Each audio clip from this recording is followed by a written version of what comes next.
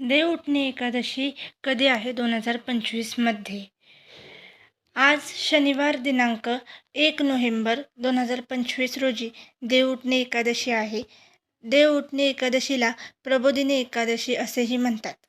भगवान विष्णू 4 महिन्यांच्या योगनिद्रेतून जागे होतात म्हणून त्याला देवउठणी एकादशी म्हणतात. चातुर्मासाचा शेवट याच दिवशी होतो. या दिवसापासून शुभकार्य, विवाह, मुहूर्त यांना सुरुवात होते. या दिवशी शंख, तुलसी आणि विष्णूची पूजा करावी. शक्य असल्यास उपवास ठेवावा.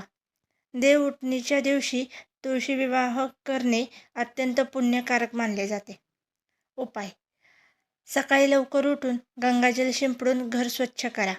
भगवान विष्णूला पिवळे फूल आणि तुपाचा दिवा अर्पण करा.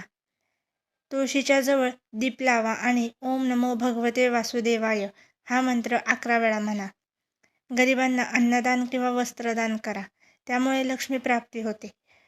अशी श्रद्धेने पूजा केली तर वर्षभर सुख, समृद्धी, आरोग्य आणि शांती लाभते.